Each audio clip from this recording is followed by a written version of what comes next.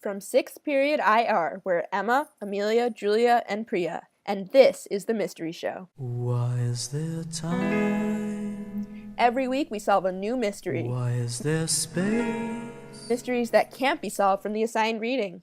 Mysteries you can't solve during lunch. Why are there dogs and cats and trees in the human race? Up until now, there hasn't been anyone to help with this. Those people are now us. Through those mysteries, tomorrow I'll find out all I should know, those mysteries. This week's mystery comes from a traumatized student. To preserve their identity and grades, they've asked that we refer to them as Traumatized Student, or TS. TS is a senior just trying to get through their last couple semesters of high school. What they weren't looking for was an existential crisis, but that's just what they got. For the majority of my life, I thought human rights mattered, and then I signed up for IR. IR? International Relations. Look, it's a great class. We laugh, we cry. It's just that, well, I'm starting to question everything I hold dear. But I'm not here to ask you to solve the mystery of my psyche. I just want to know one thing. Why does 6th period IR hate liberalism so much? I was compelled by TS's sad story and rapidly dropping grades, so I decided to help them out. But how do you prove that liberalism is a valid theory to a classroom full of bitter realists? I decided to begin my case by sizing up the opposition. What is realism anyway, and how did it undermine a student's entire worldview? I talked to another IR student to find out. Hi, thanks for meeting with me.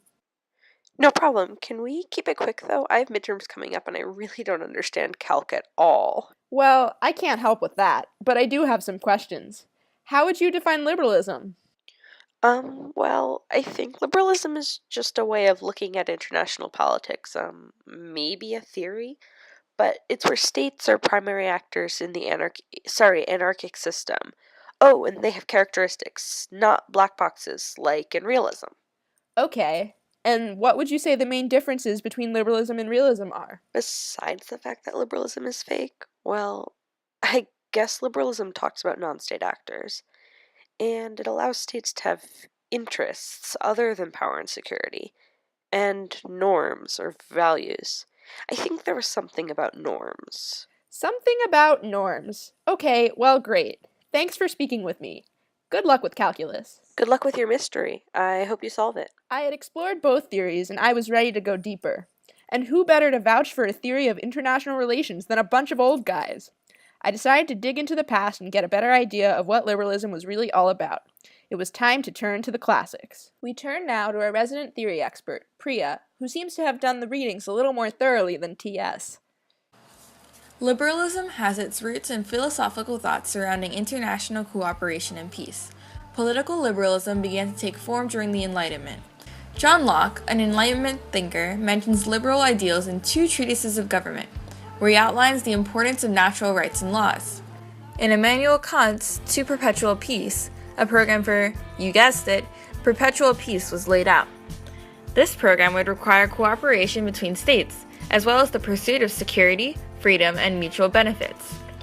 Kant proposed that democracies do not fight wars because leaders care about being re-elected, otherwise known as the first seeds of democratic peace theory.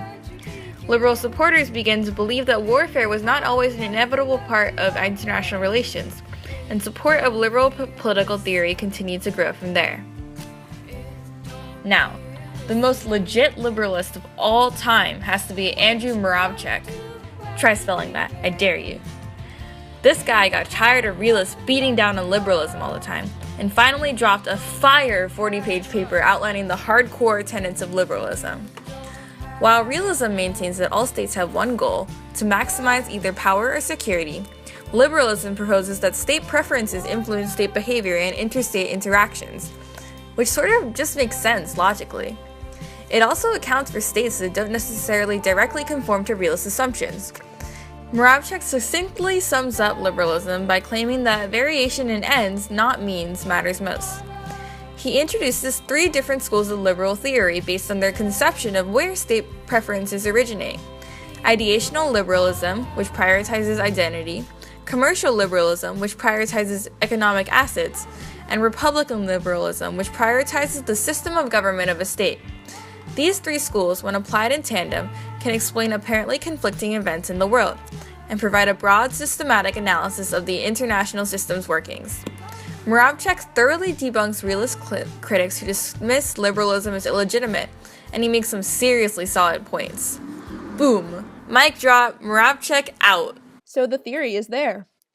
Yeah, it's there, but that's not going to be enough. They've read all those scholar dudes. We need more. TS was right. We needed some real evidence. And I knew just where to find it. I was ready to dive into some foreign policy. First, we talked to ISIS leader Abu Bakr al-Baghdadi. Just kidding, we didn't do that. Anyway, I did some research, and it turns out that ISIS, despite calling itself the Islamic State, is not really a state at all. Many states, including the US and several other world powers, see fighting ISIS as one of their main foreign policy objectives. Currently, over 20 states have made military intervention against ISIS. So that's pretty significant. If realism can't account for that impact, it seems like the theory has some issues. According to liberalism, another important non-state actor in the modern age is the non-governmental organization, or NGO. So next, we talked to Jennifer Morgan, current co-executive director of the environmental NGO Greenpeace. She was pretty enthusiastic. Greenpeace plays a vital role in advocating for the environment internationally. In addition to our own innovative programs, we've put pressure on corporations and states to be more eco-friendly, having a major effect on the international system.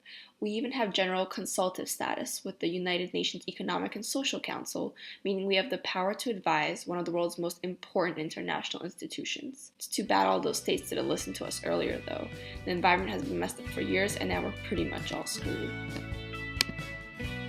Wow, so optimistic! Glad it's going well in terms of the human race surviving! Moving on to international institutions, a very important component of liberalism. We spoke with Jean-Claude Juncker, Luxembourgish politician and president of the European Commission, the European Union's executive branch. He had a lot of positive things to say about the EU as an effective and necessary institution. The European Union is a political and economic union between 28 different countries. Originally started to prevent another world war by fostering both economic cooperation and interdependence, the EU has grown into one of the most powerful influencers of world politics. The centuries before the creation of the EU in 1957 were categorized by constant warfare. The EU was awarded the Nobel Peace Prize in 2012 for successfully promoting peace, with only 2 relatively minor conflicts occurring since its conception. It was pretty clear to me that states are not the only actors. I was one step closer to cracking this case. So, TS, we're making progress, but I have to ask, how are you feeling about IR at this point? Better, I think. I'm still confused, but I don't know, maybe liberalism could be good? Yeah, it seems that way. But don't worry, I'll keep digging. My next lead came in the form of 2 words, multiple interests. I went back to another IR student to find more info.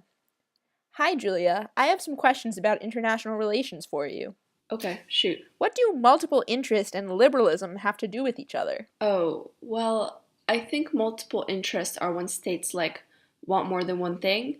Not just power or security, but other things, actually. Humanitarian goals, democratic expansion, that sort of thing does happen. We had a test on Libya, and that was totally a humanitarian intervention.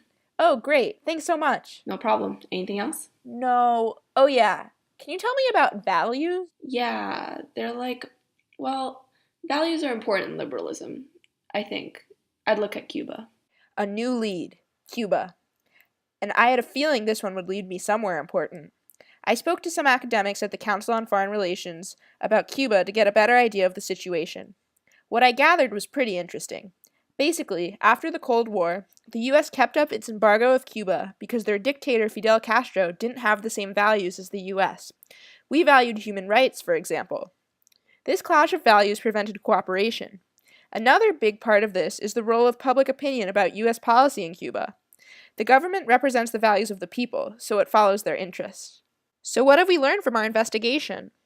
Although certain teachers of ours don't think liberalism is a valid, systematic theory of international relations, it's actually just as legitimate, and in fact more versatile, than realism or institutionalism. Not only is liberalism more applicable, but it's also more reflective of what democratic states are likely to do, such as acting based on their own preferences and creating policies that reflect their ends. As the number of democratic states grows, globalism spreads, and non-state actors become more important, realism becomes increasingly obsolete and non-reflective of the modern world. So, have we solved our mystery? We have reason to believe so. Realism is an age-old theory that continues to be supported by many IR theorists. However, we've proven that liberalism holds up to theoretical tests just as well, if not better. In conclusion, liberalism? Don't knock it till you've tried it.